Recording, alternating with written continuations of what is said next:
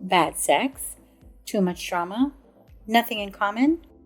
These are just some signs that your relationship shows that means it won't last. Keep watching the video to find out what all 7 signs are and what you can do about it.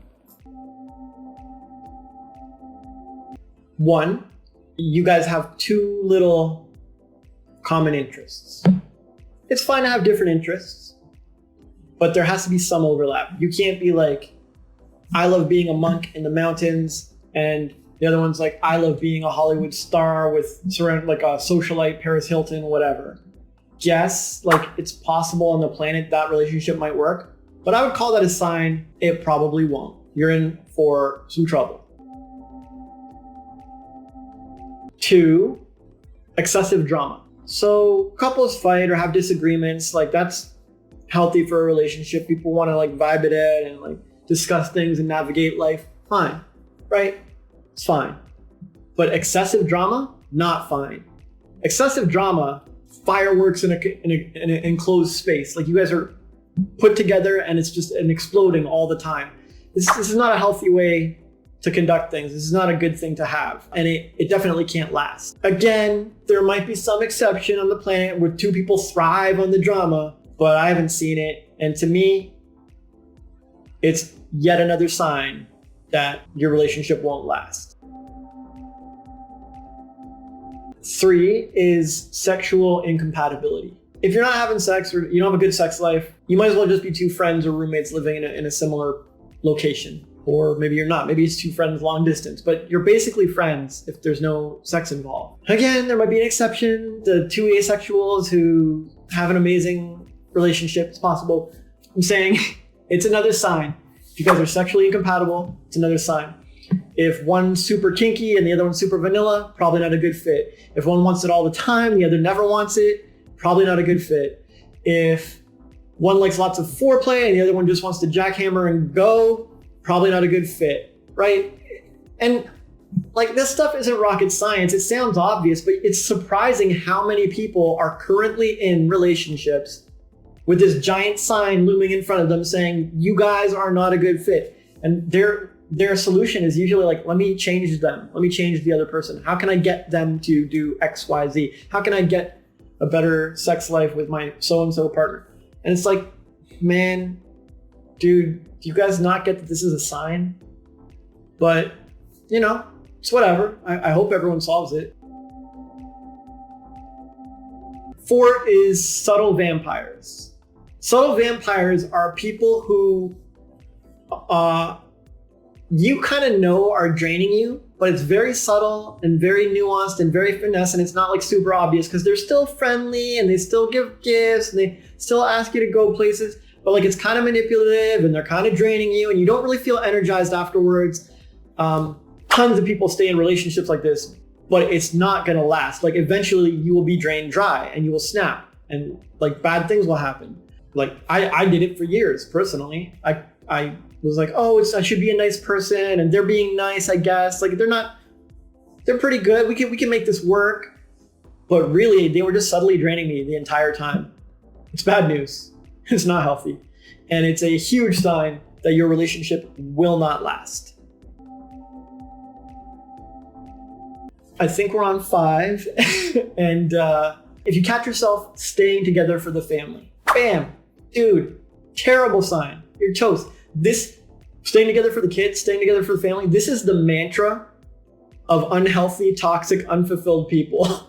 This is, go find me someone saying this and I will show you an unhealthy relationship. And they think it's helping the kids, but all it's teaching the kids is how to shove down their true feelings, repress the truth, and grind through something they shouldn't be grinding through. Because kids learn from your example and osmosis, and they will pick it up. They can tell. And they're going to grow up doing the same thing. They'll stay with friends they shouldn't be staying with. They'll stay with partners they shouldn't be staying with. They'll stay in jobs they shouldn't be staying with. Because the people who stayed together for the kids taught them to. Super bad stuff. So yeah, if you catch yourself staying together for the kids or the family, another terrible sign.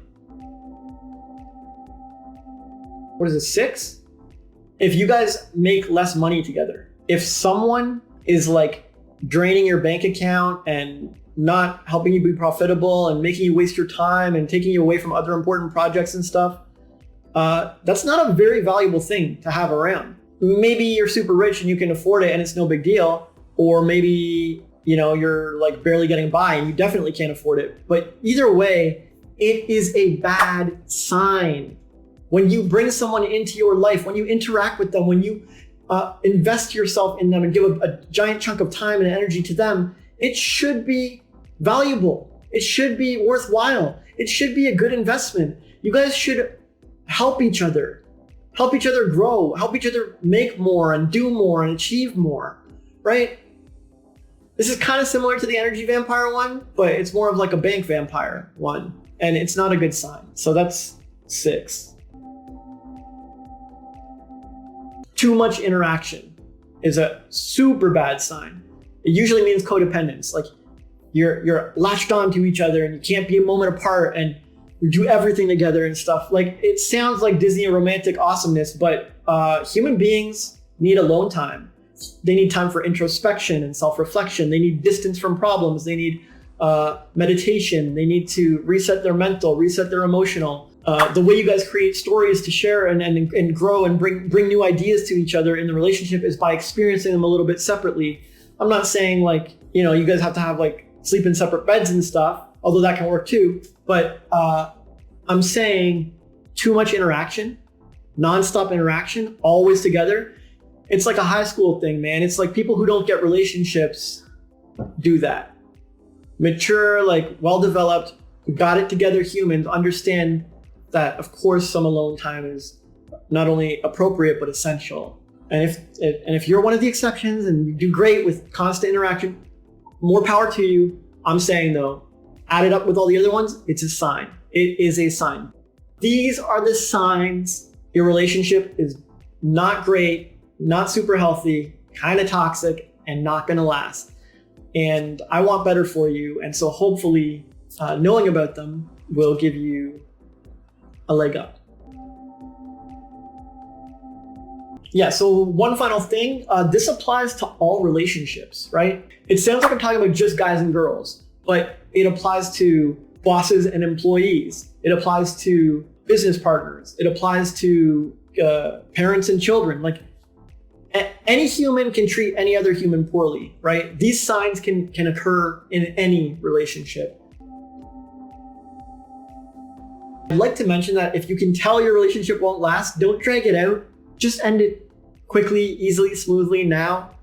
You have a precious life ahead of you. Every moment matters, and so do they. And you shouldn't be wasting each other's time. So if you're noticing any of these signs, please take action and separate. All right, if you want to ask me anything about this directly, check out my private Facebook group in the description below.